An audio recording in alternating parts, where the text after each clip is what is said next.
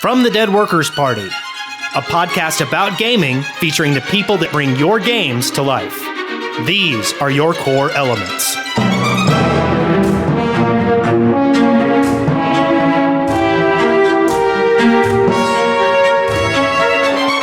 Core Elements, episode 48, recorded on August 13th, 2013. I am Wes Wilson. I am Spencer Williams. And we have a special guest with us. Hello, my name is Kent Hudson, and I'm working on a game called The Novelist. And I am very excited to talk to you. There are a lot of people very excited about your game, and all the promotional information I've seen on it seems really exciting. Do you feel like everything's coming together like you want it to? There's sort of like a micro and a macro question there, because yes, long term everything's going well, but some days are better than others. So some days you're stressed and you're thinking, oh my God, this is never going to come together. And other days you're like, oh, I got this figured out. This is awesome. So it really does. It matters what day you ask me on. But right now I feel good about things. Yeah. You've been getting some good press, it seems like. Yeah. I can always tell a lot. Like, I feel like all the games that get like really good press tend to have like some good. Like Joe McDonough actually had a big article written up about Card Hunter this week, nice. on The Verge Gaming, and I feel like you've got some of those same vibes coming. Why don't you tell everybody what your game is about? Sure. It's a non-violent kind of quiet game, and it's really about one man's. It's actually more about his family, but it's about one family and trying to figure out, what's important in life between career or marriage or parenthood, or if you can, figure out a way to make all those things work. So it's basically about a game about establishing, what your values are and trying to keep that stuff in balance and have success and happiness, while keeping your family together as well.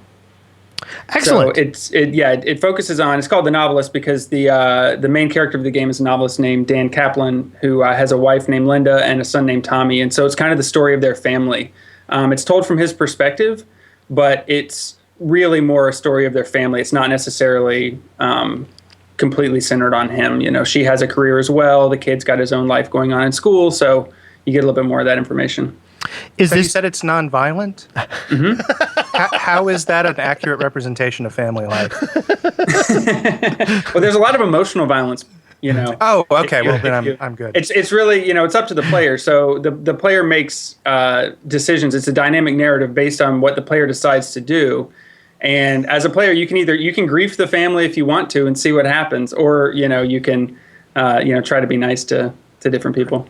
Press left mouse button to be passive aggressive. Yeah, pretty much. Very expressive range of emotions in the game. Now, is this your first indie title? Yeah, it's my first indie title. And have you worked with some other companies before? I certainly have.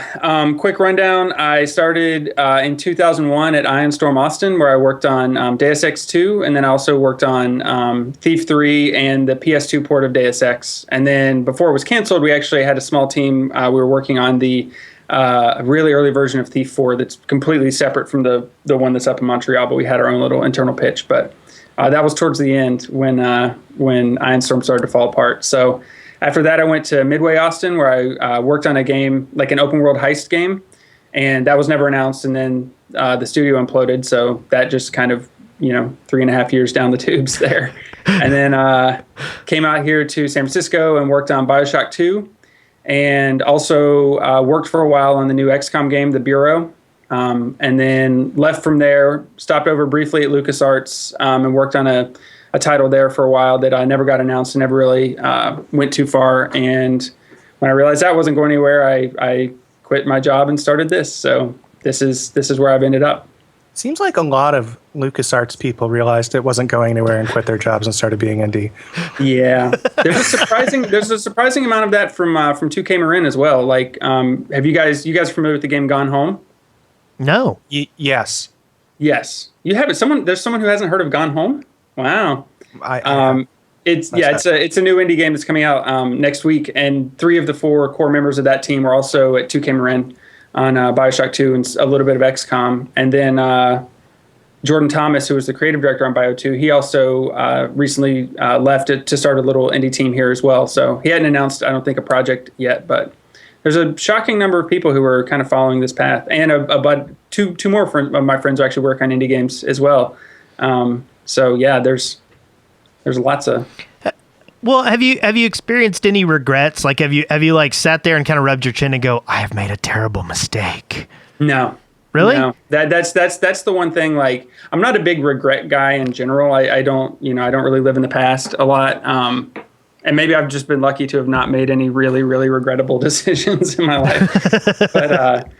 But like actually the only thing that if you want to ask about regret is like, I regret the times where I knew a company was in bad shape and I didn't leave soon enough. Like my first two companies, I kind of held on even when I realized things were kind of going downhill. Yeah. And I wish I just learned to recognize the signs and get out sooner. That's funny to me. I mean, it's just it's amazing to me actually, because a key part of my creative life is regret, like constant. I wish I was being serious. I was kidding, but I'm not. Well, yeah, I mean, I'm not saying I don't have negative emotions about all of this. Like I definitely like regret's just not the one. I don't ever think, have I made a mistake doing this? But I worry constantly about is the game going to be good enough? Is it going? Is this feature good enough? Am I going to bomb? Is this going to tank? Is this going to ruin my career? Like, I have plenty of self-doubt and other things that motivate me. It's just not specifically regret. Like the reason I don't have any regrets about it is that, after, because I spent over 10 years, working at big companies, and after a while, it just gets so decentralized, and there's no real, you can own part of a game, but you can never have like true ownership of something and feel like something's yours and really just make decisions purely for creative goals. And so, that just becomes such a bummer after a while that like, now that I am making my own game, it's like, even if it fails, it'll be my failure. And there's something about that's exciting to me, and obviously I hope that it does better than that. But just the idea of like having your own sort of self-determination is that's enough for me. Well, and I really think that creating something as intimate as what you're making requires that kind of personal input as well. I don't think teams are good at making intimacy, if that makes sense. No, it's very difficult, and partly that's because on a large team, you've got so many other voices, and hopefully your team has a lot of creative voices, and even though a lot of great ideas can come out of that, can also dilute. You never want to make it around one person's vision, because it's actually a really, really depressing scenario when you've got one person who just makes all the calls and the whole team has to do what they say. It's actually a pretty crappy way to make a game, and I've seen that a couple places. And it's almost like I wouldn't want other people to have to do my own thing. I don't dream of a version of this game I could build with a 50-person team who just did what I said. Like I would show up the first day and be like, okay, you're all laid off. I'll give you a year's severance because you shouldn't be doing my thing. You should all be out there doing your own thing. What is this? So, yeah. Do you think that one guy in the back that raises his hand, but I'm a follower? Do you think, do you think that's a decent model for something? Like, do you think there could ever be like a studio of independent designers? Like, do you think you could ever get together and have like a business structure for a bunch of independent creators? It's a really interesting idea. I'm trying to kind of do with gathering of developers, sort of. Weren't they more of a publishing house though? I think they were, but I seem to. I don't know. Maybe I'm misremembering. So I mean, it's an interesting idea, but I think that when you have small projects, you pretty much just focus in on what your own thing is. Right. But there is something to be said for just being around an environment where people are doing interesting stuff and having easy access to people to like bounce ideas off of. Yeah. Like a buddy of mine down in LA, he's working on an indie game, and he works at a space. He goes to a co-working space a couple days a week, I think maybe 3 days a week, where there's a bunch of other indie developers. And so everybody's kind of there doing their own thing, and there's no association other than, like really being in the same room. And I mean like business association. They obviously, know each other and are friendly and everything. But they just are all kind of working in the same place. And then oh, hey, dude, can you come check this out real quick? Oh, what are your thoughts on this? Oh, I need some ideas. Da, da, da, da, da. They kind of have that, creativity in the air kind of thing going on. Yeah. So that seems to be working out really well for them. Do you have any people that you like tap into? Do you have like your core group of, let me bounce this idea off you stuff? Yeah, absolutely. Absolutely. I mean, a lot of it comes from playtesting. I send out playtest builds to friends and family. So a lot of it comes from there, but there's definitely a sort of a core group. There's two of my friends, the guy who was just telling you about in LA, his name's Tynan Wales. And then my friend David Pittman, who also, those guys are both X2K guys as well. We actually keep a chat channel that we keep open all day because we're all three indie developers. And so we're constantly on there being like, hey guys, what do you think of this feature? Or, I'm stumped on this, or what about this? Or hey guys, give me some ideas about that. So we have a lot of quick iteration in that channel. And actually, like just today, a buddy of mine from 2K Marin, they've got some time off because they just wrapped up the new XCOM game. So he was home today. And so I was kind of struggling with some creative problems on my game. I was like, hey dude, you want to have lunch? And we went to lunch, and he totally talked me through everything, gave me a bunch of great ideas, and totally sort of broke the creative logjam, I guess. So and I was just like, yeah, we just walked and had lunch, and after lunch, I was felt completely different about it and felt really confident. So that was really great. But yeah, in general, you really need to have that. Well, we will talk more about you and the things that you do in just a little bit. Pero primero, Changing it up. changing it up.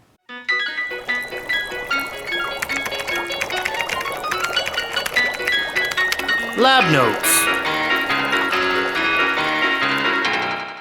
So I have actually been digging into a lot of games this week, even though The Witcher 2 is still staring me in the face and I need to finish it. I finally got around to starting Fez. Mostly because I felt sorry that Fez 2 was not going to exist. And I'm enjoying it so far. I'm really excited to try it out, but I didn't dig that far into it, but I almost feel like I'm playing yesterday's cool game. And I don't like that, but, That is so sad. That game just came out on the PC. I know, but for some reason it feels really old. And I don't know what it is. So much buzz, obviously with Indie Game the movie and it being an indie darling on Xbox, it's conceptually old, in the public consciousness, right? Mm-hmm. So, Yeah. and people were getting on to Phil Fish about finishing it for a reason. It wasn't Right. like he was on some kind of schedule that was keeping the game going. It's been in the public consciousness a long time. right. Yeah. And then, but now, as opposed to that, I picked up Spelunky on day one, and I was really excited about it because, everybody from Edmund McMillan to everybody's like, this is the game I have been playing. And I absolutely don't get it.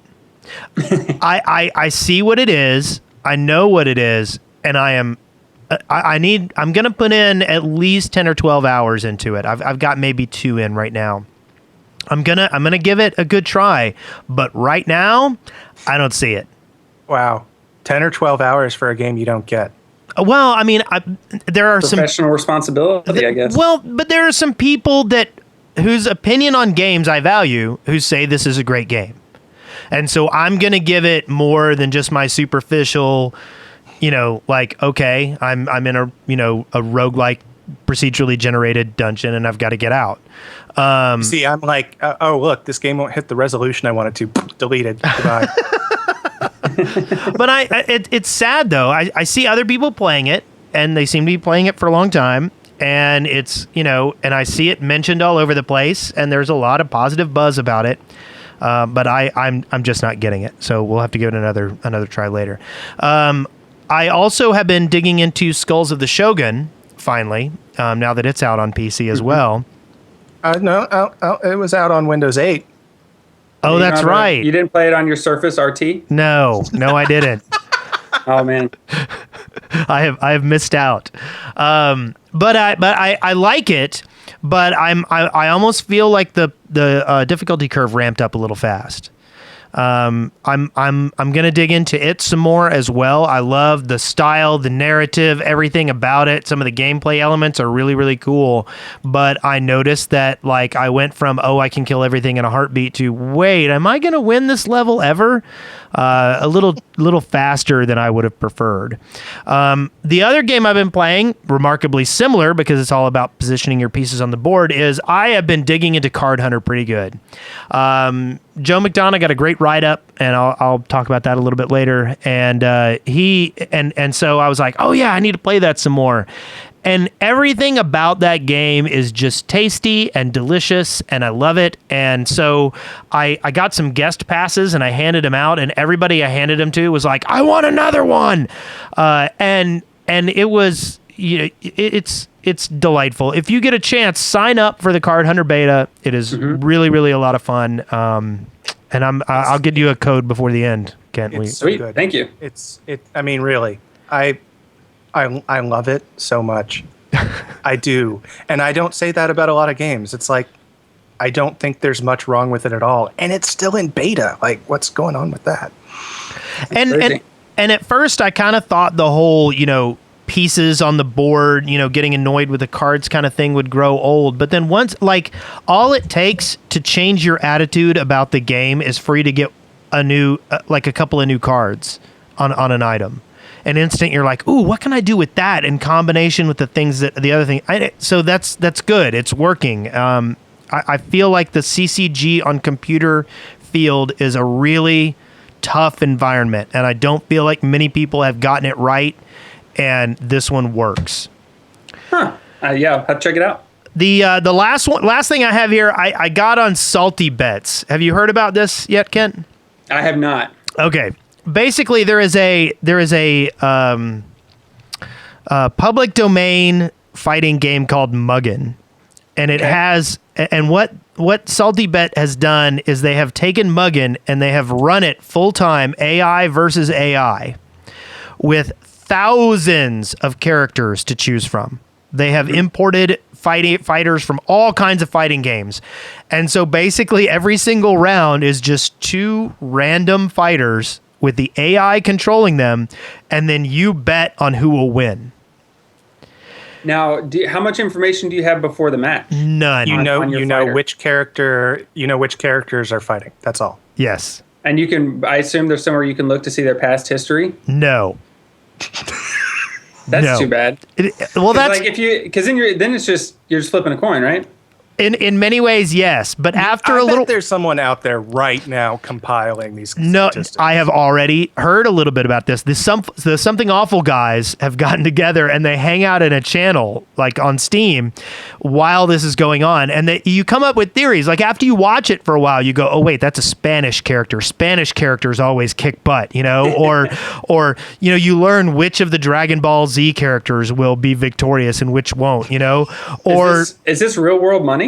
No. Now, make money. Now, what you can do is you can sign up and you'll get $400 to bet. However, you can sign up for $10. For $10, yes. You can sign up for $2.99 a month, and you will always have $666. So. Good number. At least, you mean? Yes. So because like if it was just you always have that much money, then you lose. Yeah, that would be no fun. But it is. I sat there and watched it for about 4 hours, and oh my God, you have nothing to do. I came to the decision that this is either the evolution of something really super awesome or one of the most colossal middle fingers I've ever seen in the entire internet. I was transfixed. And like you would sit there and you'd get a match and you'd go, okay, surely, like, oh wow, Venom is a good character. He'll kick, that little anime girl's butt, and no, the little anime girl will whip something, and but it's tasty. It is awesome. I really recommend everyone check it out. It's saltybet.com and you should go see it. And it's Mugen. Is it Mugen? It's not Muggin? It's Mugen. Muggin. When you said Muggin, the first thing I thought was like, what is this, like an exhibit song? One of Odin's ravens? Little bit of mythology for you there. So what about you, Mr. Spencer? What have you been playing this week? It's been an interesting week. First, Shin Megami Tensei 4 came out last week, which I've been looking forward to with great anticipation. It's actually the reason why I bought a Nintendo 3DS, was to eventually play this game, and it has not disappointed me in the slightest. It's fantastic. In case you don't know, you run around, you collect demons, you fuse the demons together to make new demons, and it's weird and Who doesn't like a little demon fusion? Tell me about it. Yeah, it pretty much sells itself. And I feel like it's a shame more people don't know about the Shin Megami Tensei games in general. So, Do I need to study up on these? well, I've already told you, I know. Persona 3 Yeah. is on PlayStation Network. That is one of the offshoots of the SMT. Okay. So, and it's fantastic, and it actually is offensive to me that you've never played it. I will rectify this. I have taken this as the singular game that Spencer is going to demand I have to play if I'm going to be his friend. Also, in the portable world, I picked up Dragon's Crown on the PlayStation Vita, and it's good. It's fun. It's weird. Like, the fighting system is weird, and it's sort of like a side scroller kind of Diablo type thing, because it involves playing the same things over and over again to get different things and da-da-da-da-da. But, it's also the game that caused a bunch of controversy because of its art style, which involves some... Extremely disproportionate body parts. yes. Oh, I've seen stories about that. I don't know anything about the game, but yeah. And I think it's unfortunate because the game is good and the game is solid. And there are people that are not going to play it because of this. And I will admit, I got it on the Vita as opposed to the PlayStation 3 because I did not want my wife rolling her eyes at me as I played it. Because some of it's terrible.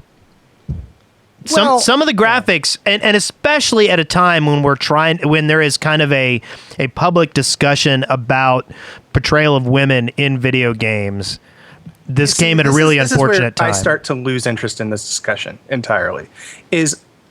I think there's room for a game that looks like this. I think there is. I think there's no reason why it shouldn't exist. What I would like to argue for is a broadening of appeal in games. So there are games that are like this, but they aren't all of the games. Right. Well, and I Which think they that's kind of are. I think that's most of the discussion right now. But at the same time, it came at a point in time where everybody was like, "They all look like this. Quit it."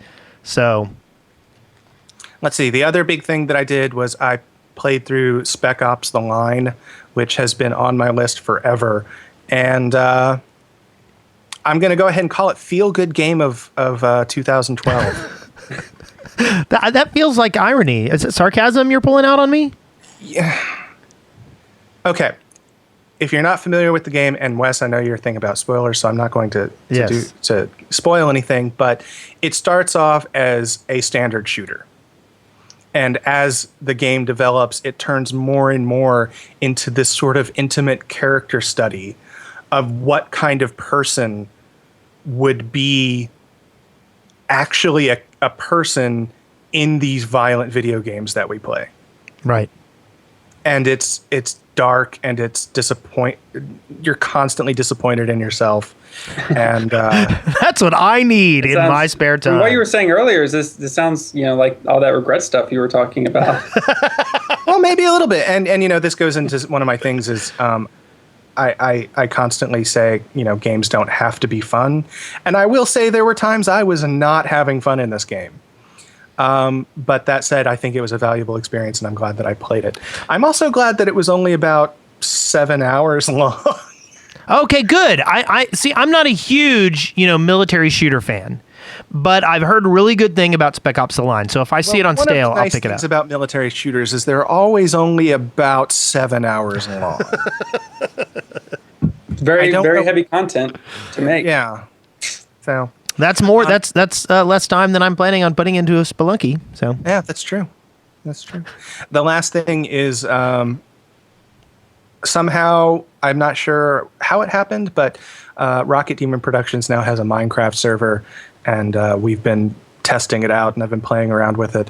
And I know that Wes talks about Minecraft all the time, so I'll just keep this short. But one of my things in Minecraft is I've always said, you know what I'm going to do? I'm going to hollow out this mountain.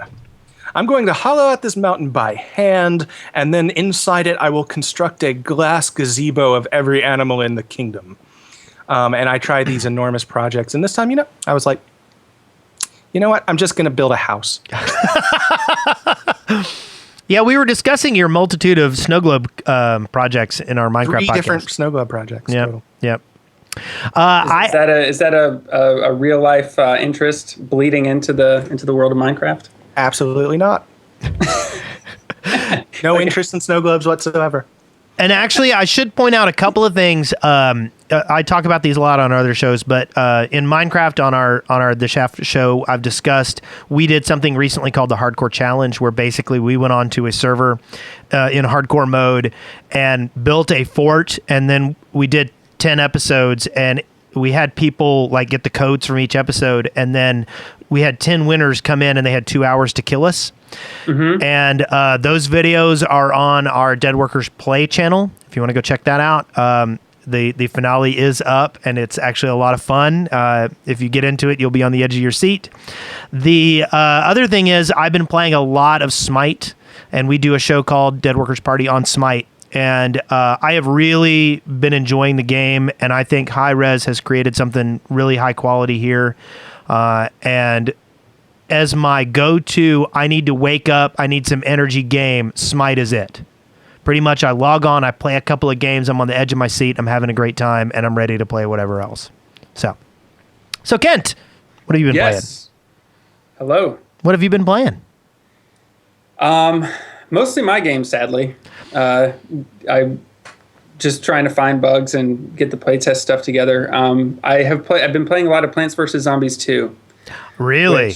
Which I really, really love. And I didn't get into the first one that much for whatever reason, but I don't know. Whatever it was, Plants vs. Zombie 2 totally hooked me. I beat the game on the test server test flight build, and then wiped that and got the real game, and have actually just recently beat it like 2 days ago. So yeah, nice. Yeah. I'm excited about what that. I did with the first one. I beat it multiple times and then just kept playing it for no discernible reason. Yeah, this one I don't know if the first one had it, but this one has a lot of reusing the maps for new challenges and stuff to get additional stars, and so it's got a really, really long life, which is great.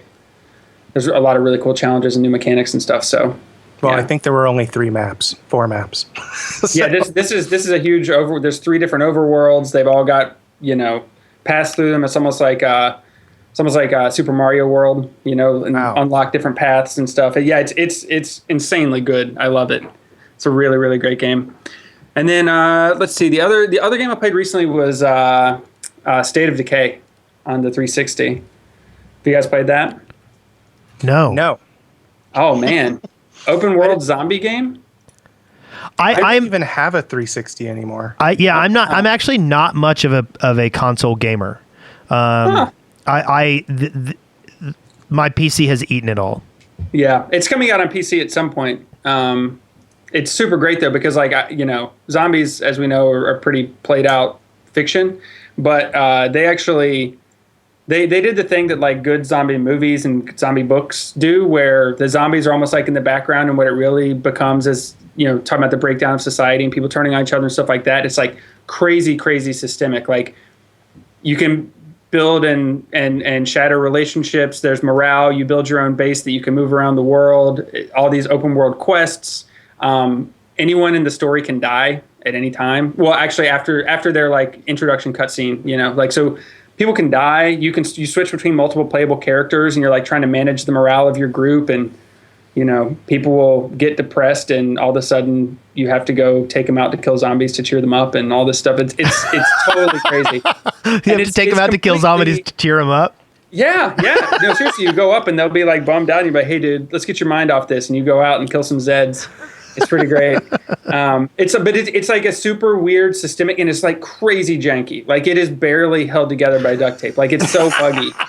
But but like in an endearing way. Like, I love this game. I'm not dogging it. Like, that game, oh, so good. Now I want to just call it a day on this podcast and go play some more. But, but yeah, no, seriously, check that out. That one's really, really great because it just has so much interesting stuff with like the social dynamics, and it's so simulated. Like when you switch characters, your other characters, it's like a lot of playable characters. You can recruit people to your camp and stuff. The other characters will go off and do their own missions, and sometimes you'll just come across them in the world. Like, it's not even faked. Like, you'll come across them, scavenging for ammo. It's super great. Well, that's kind of cool. Yeah, it's a really great game. Well, okay. Is that it? Yeah, those are my only two games. Mostly I'm just heads down on mine. Well, and that's not surprising. We actually, of the last 5 shows, we've been surprised. I think 3 of the developers there had enough time to play other games. Yeah.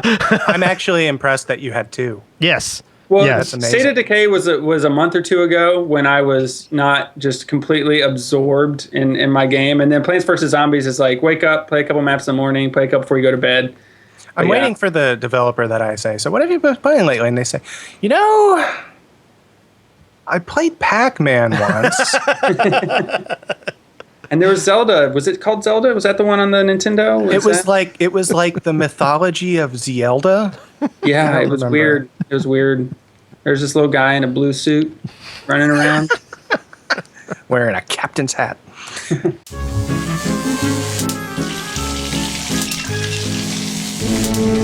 Eureka! Ow! So regular listeners to the show will know that we have 3 sponsors that we primarily promote. First off, we have Audible. If you want to go and get 30 days free with Audible, you can go to audibletrial.com/coreelements. Get 1 free book and a 30-day free trial of Audible. It is well worth checking out. If you haven't, go get one, and you will also be supporting the show. Also, a lot of good stuff going on with Netflix right now. They just got, I think, up the first half of the latest released season of Breaking Bad. I also have started watching Orange is the New Black on Netflix.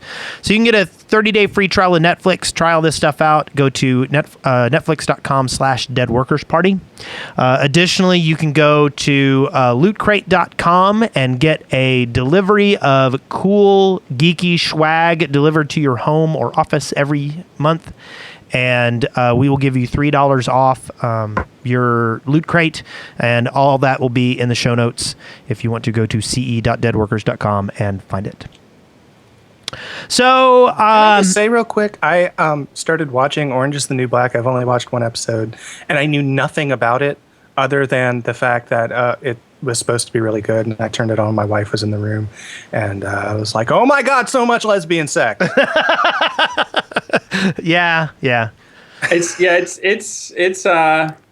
probably comparable to the amount of man-on-man sex in Oz, which is a great television show. Yeah, I never watched Oz. Oh, Oz is so good. Really? I mean, it's one of the most difficult shows you'll ever watch because of nihilistic violence. But on a like boob to wang ratio, where are we at? Are we at like? Oh, man. I mean, there's obviously 2 boobs and 1 wang for every person. It's been a long time since I've seen Oz, but you know what? You need to watch it again with like a counter in your hand and click every time you see wang. Well, the funny thing was there's got to be a website for it. They even referenced Oz in Orange is the New Black. When she first gets processed in, he goes, "This isn't Oz here," right? Which I thought was pretty hilarious. Yeah. Okay, so where am I? Okay. So much lesbian sex. Yeah, I only have 2 news stories this month, which is fine because it was a slow week, or this week.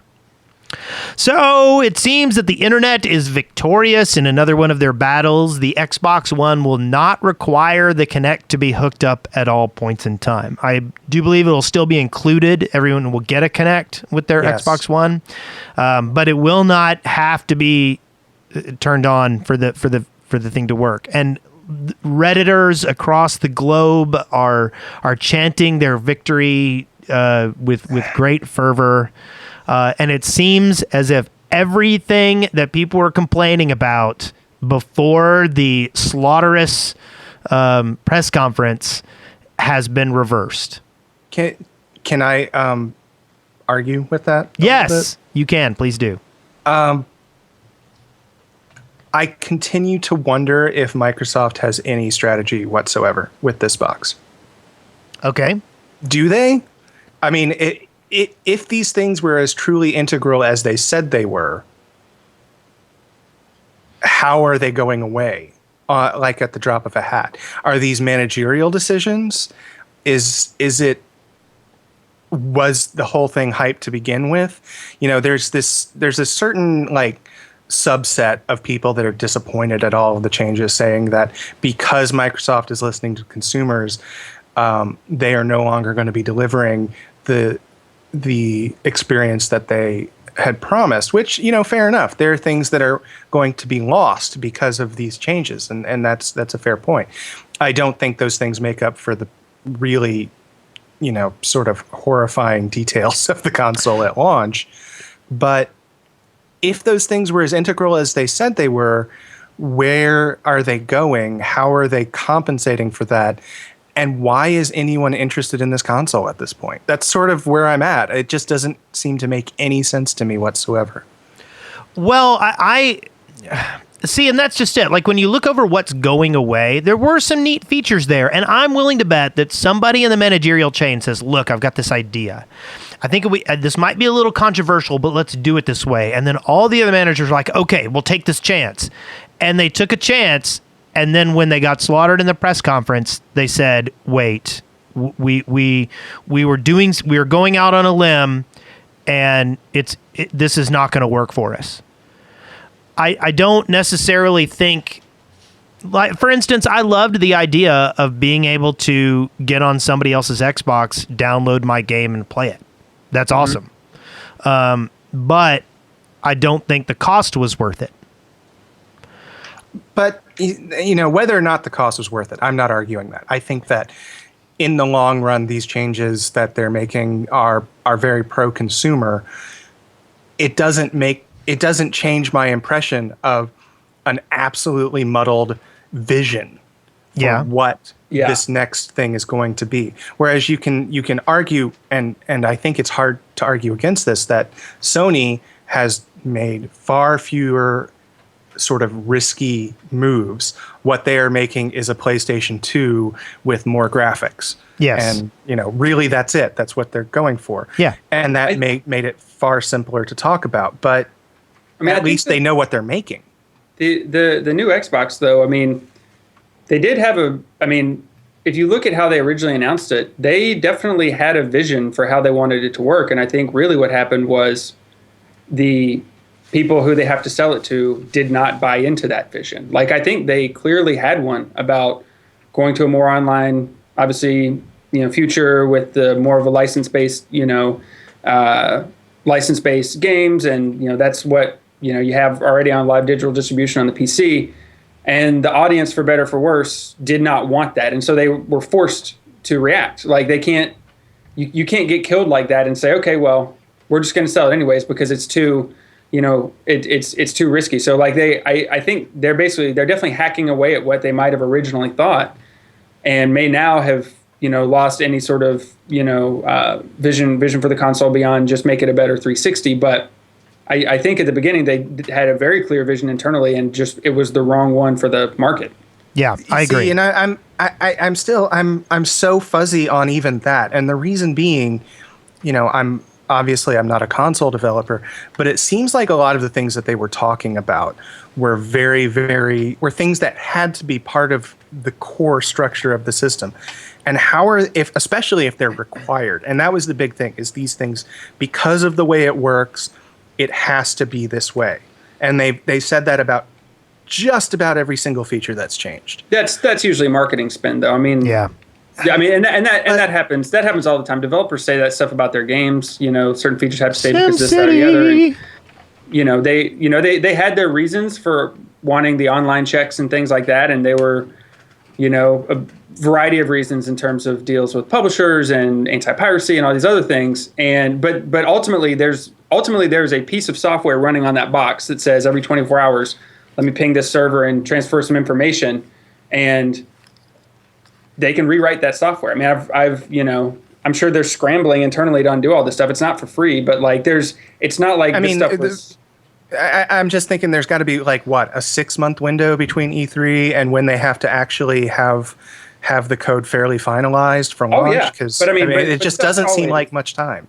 Oh, it's not. I mean, like lead ups for both developers and hardware manufacturers, lead ups to console launches are crazy hectic. I mean, that's why there's so many, so few launch titles, for a console compared to 1 to 2 years later in that same release window.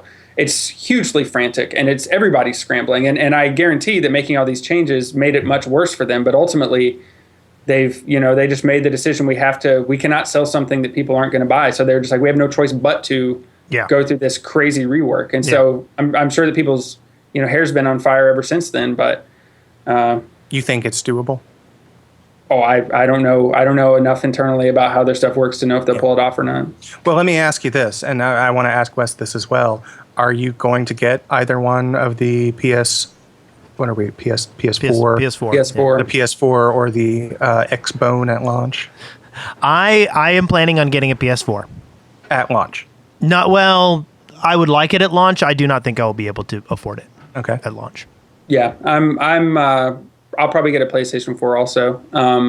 Mostly because at this point, like, there's nothing I particularly dislike about the Xbox anymore because they've dialed all this stuff back so much. But it's $100 more expensive, and that $100 is for the Kinect, and I don't want to Kinect. I have no interest in it whatsoever. So, if it was optional and they were both $400 boxes, then because I mean the specs are, from all the comparisons you see, the specs are virtually identical in terms of just, processing power and GPU and all that stuff. So.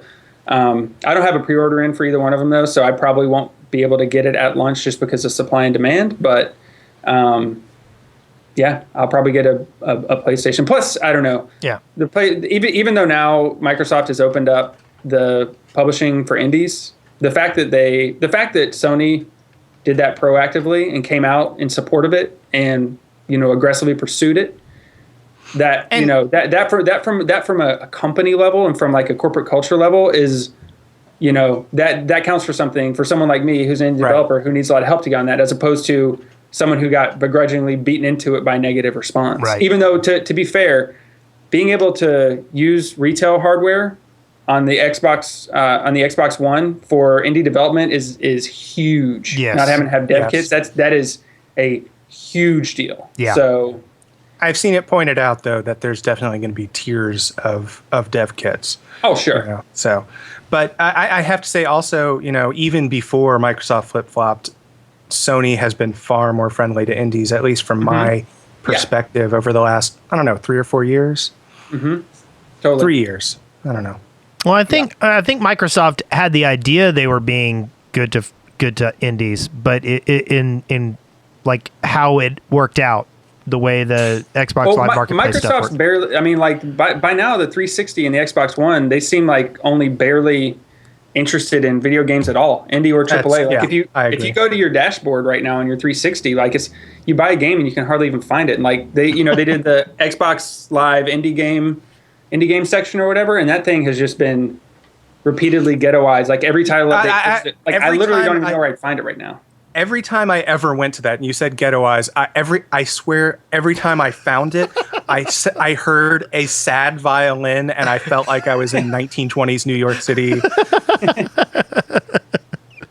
Yeah, it's bad. I mean, like there's no interest in it, and charging for patches and all this stuff. I mean, they clearly have not shown much support for it. And even after Matrick left and. They reorged and all stuff like that. And then Ballmer sent out his big, here's our new vision or here's whatever it is. Like even the language of that for the 360 or for the Xbox One was like, central media hub of the living room with dynamic television content. And there's like, and games, whereas like the PlayStation 4 is like, it's a thing for games, and it's just bizarre to me because.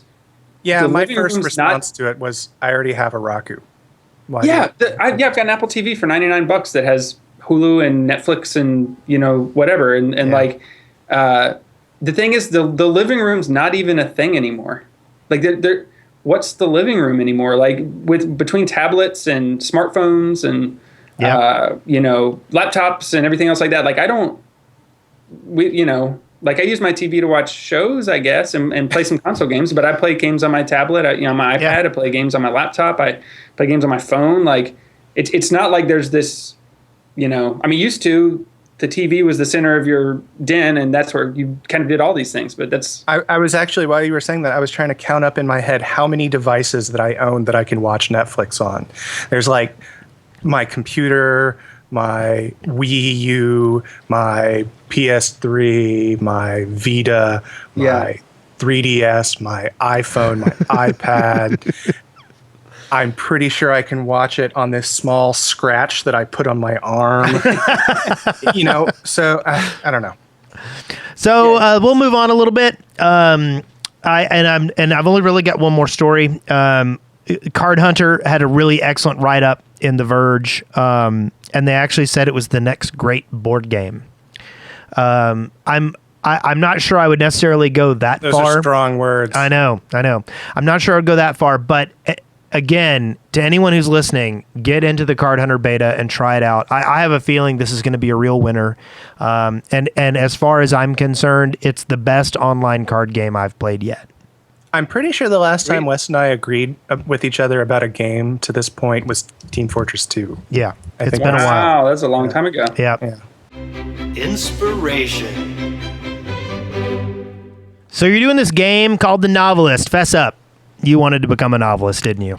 No, I didn't. I actually wrote a very bad novel one time during the National Novel Writing Month thing because all my friends were doing it.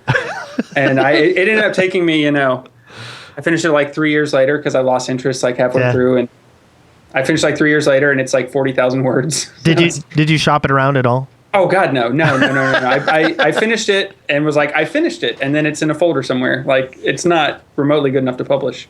Based on the horrid abomination I just read that I got for free off of Amazon, you could put it up there. That is true. You can self-publish anything. But the problem is that two of my good friends and former mentors back from the Iron Storm days, Harvey Smith and Ricardo Bear, they both published novels this year that are like great.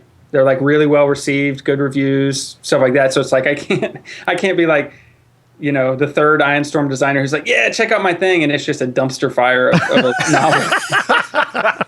So it's not writing actually is not something that comes easily to me at all, or that I, to do it even at above average level takes a lot of time for me. But no, I don't. This is not about my aspirations to be a novelist. I love making video games.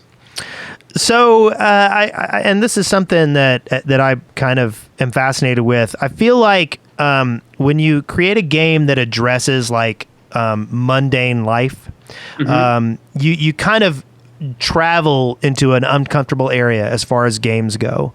Like that beginning part of Heavy Rain where you're just moving dishes and walking around the yard. I mean, you're learning the controls and there's a point to that, but you're aware you're kind of in this mundane, boring playground.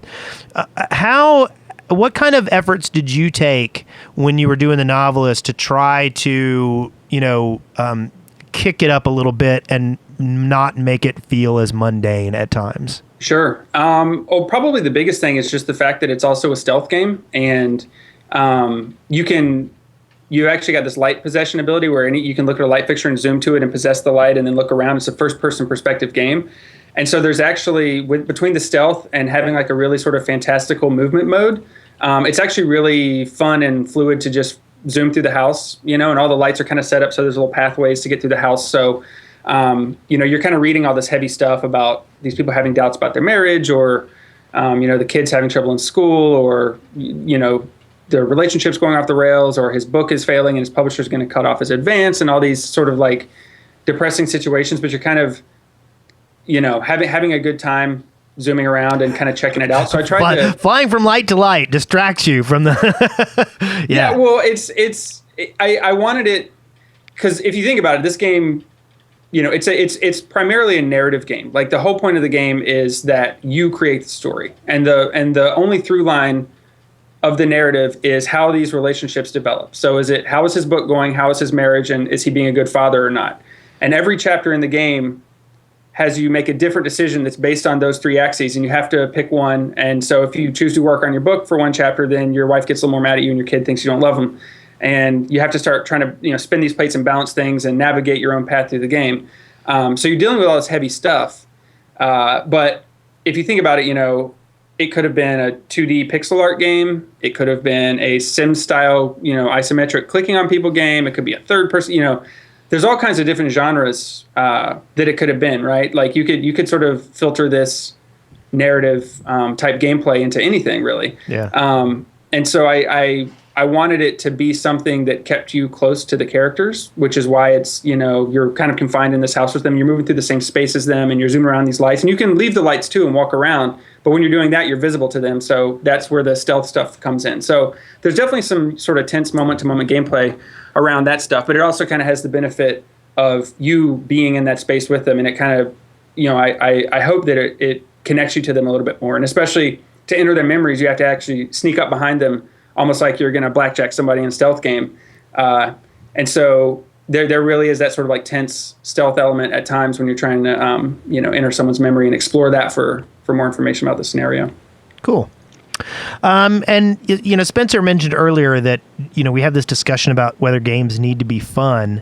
Mm-hmm. And I think that a lot of times when you're creating what I would consider to be a truly artistic experience, something that's applicable to all people, sometimes like fun is a spoiler to that. Like it kind of, right. It's an extra distraction. And do you think that's necessarily true? Do you think that like do you have to be super subtle to make something fun and poignant at the same time? That's a really big topic, because even the word fun is so overloaded with different types of fun.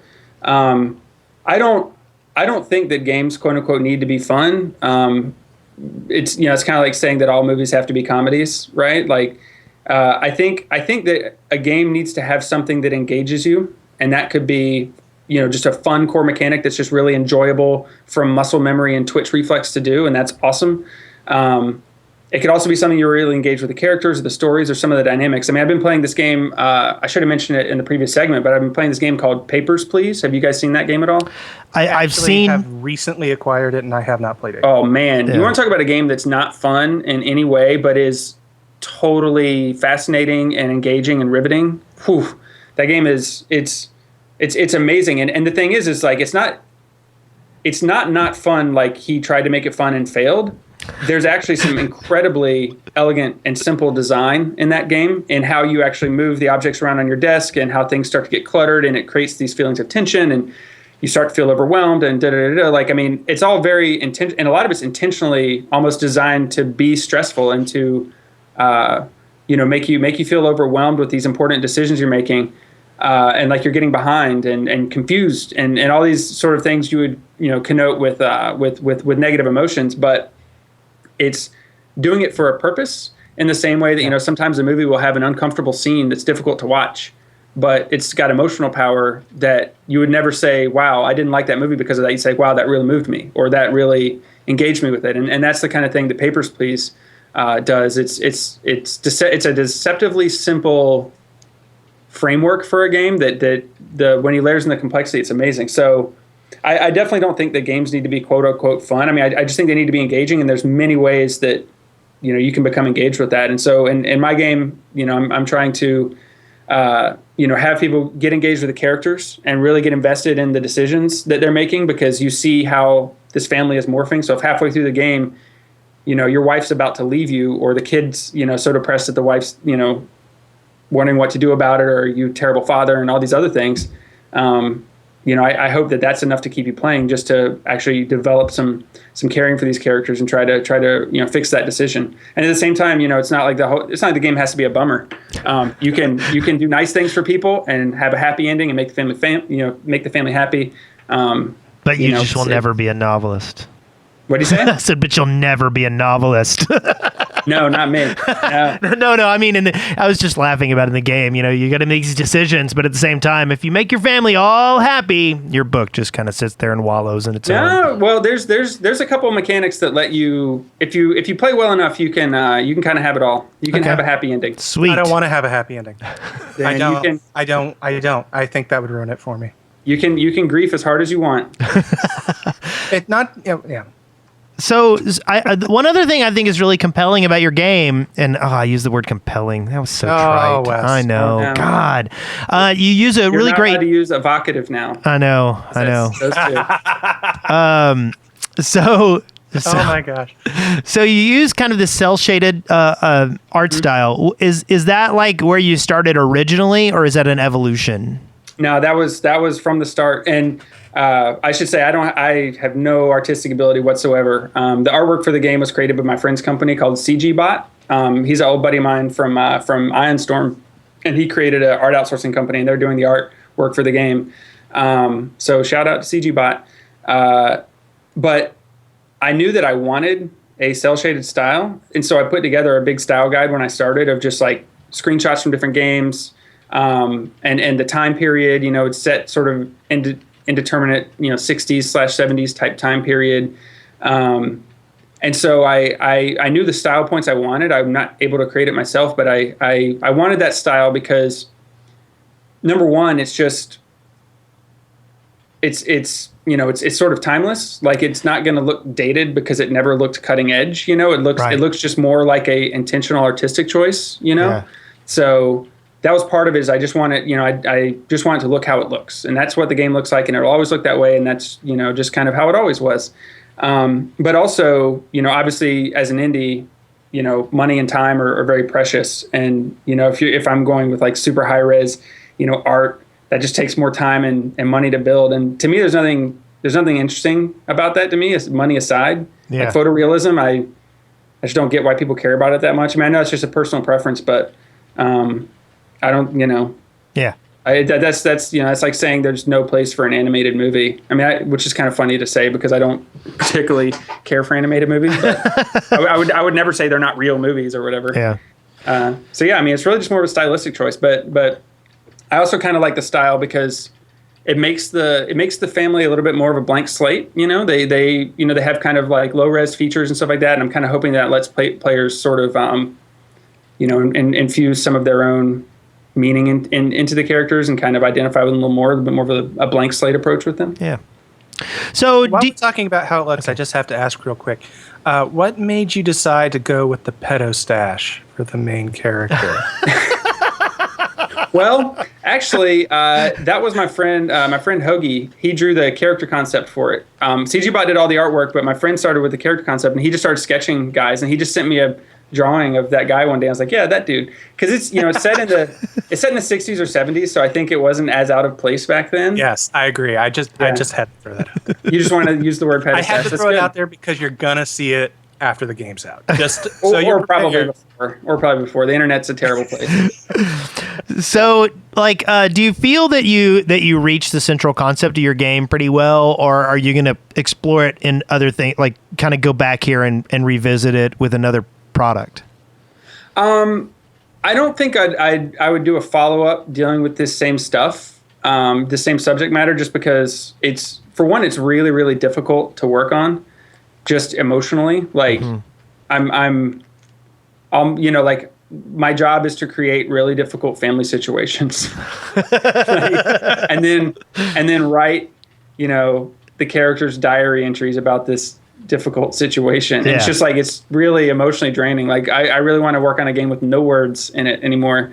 But so I definitely not like in a follow-up product. I mean, I definitely, since it's a text-based game, I'm kind of interested in the idea of like, after it comes out, if people react really negatively to one of the chapters in the game and say it's an unfair characterization or it's a false dichotomy or whatever, I'll just be like, okay, I'll rewrite that one a little bit and put that back out. And so that's kind of interesting. But yes, as far as the subject matter overall, I it's not something that I want to spend 5 games working on. I want if I'm lucky enough to make it the next game, it'll be, I've got a couple different ideas for my next game, and could not be more different from this than Awesome. It's kind of crazy.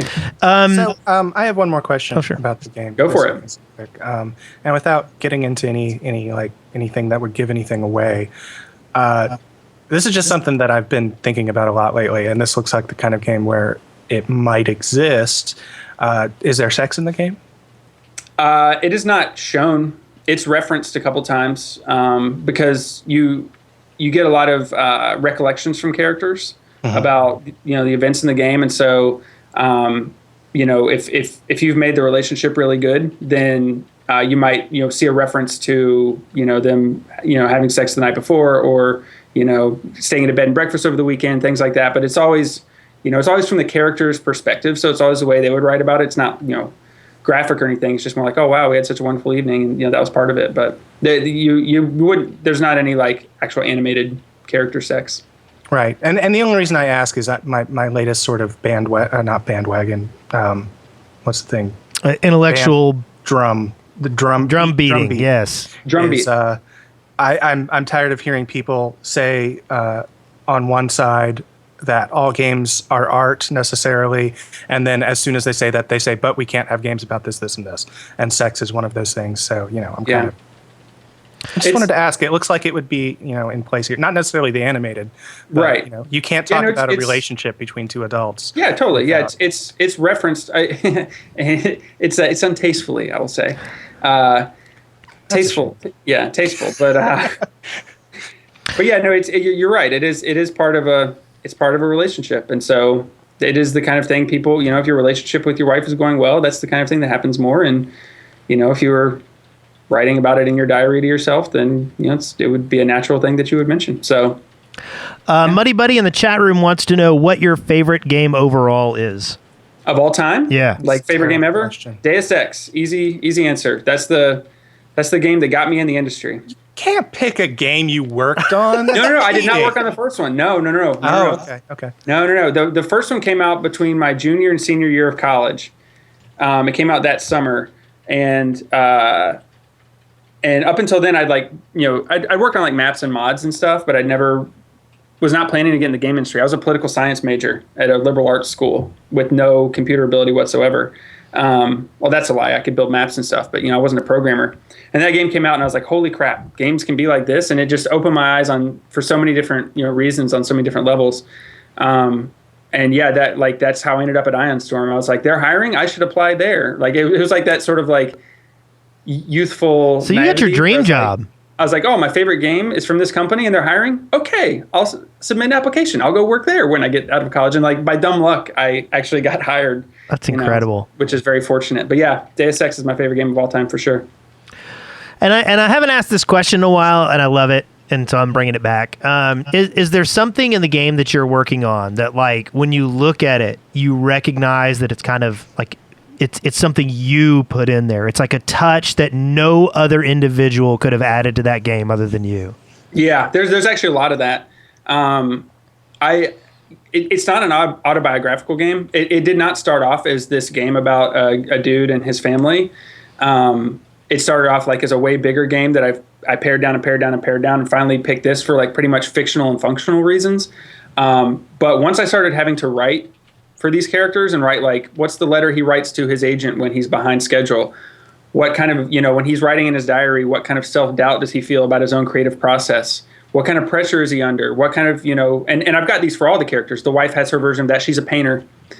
So, she has her own struggles with her career and things like that. But for the guy specifically, he's, trying to be a novelist, and I'm, making games. And so I started identifying a lot with those struggles of being in an isolated creative profession. So a lot of the stuff you read from him is stuff I identify with like really strongly, and is sort of thinly veiled, versions of things I struggle with myself in terms of, pressure and expectations and stuff like that. And then pretty much all of the proper nouns in the game, like characters and places and stuff like that, are references to either my friends in real life or my favorite movies. So pretty much everything. Nice. It's like, it is super. I'll probably do a blog post once the game's out to like list them all out, because I've been keeping a note just so I don't forget them all, because like all the characters are named after people from movies and stuff. And I think it's up to like 60 or 65 references. I think you should get somebody to design a website that like sort of like does it in one of those weird conspiracy theory website sort of ways. Like there's some secret message. So much stuff. Yeah, people from different movies. People who have different movies. Yeah. Multiple people from the same movie. Yeah. Yeah. Well, the game may not be autobiographical, but it does sound like this guy's life is horrible enough that it might be, my biography. So thanks. Hey, it's up to you, man. You can make him as happy as you want. That's the whole point. There's no right answer. There's no right answer, and there's no my story. He's an ant. The mouse is my magnifying glasses. There you go. You can ruin his career if you want. Well, Kent, it was a real pleasure to have you on the show. I appreciate you showing up. I'm sorry for the technical difficulties at the beginning. No problem, man. And I can't wait to play your game. I'm really looking forward to it. If you want to give away any swag when we get closer and you have some codes and stuff, let us know. I'd love to give it out to some of the listeners. Yeah, totally. Yeah, I just actually got on Steam, so I guess I can give out Steam codes once I get that all set up. Excellent. Let me know, and if anybody wants some news on that, you can pay attention to our regular blog post at ce.deadworkers.com. Additionally, you can follow us on Twitter, Core Elements Pod. Anyway, it's been great. We're going to play a Minecraft adventure map now, so anybody who's watching the stream can kind of stay tuned. But in the meantime, Kent, Spencer, have a great week. Thanks a lot, Bye-bye. guys.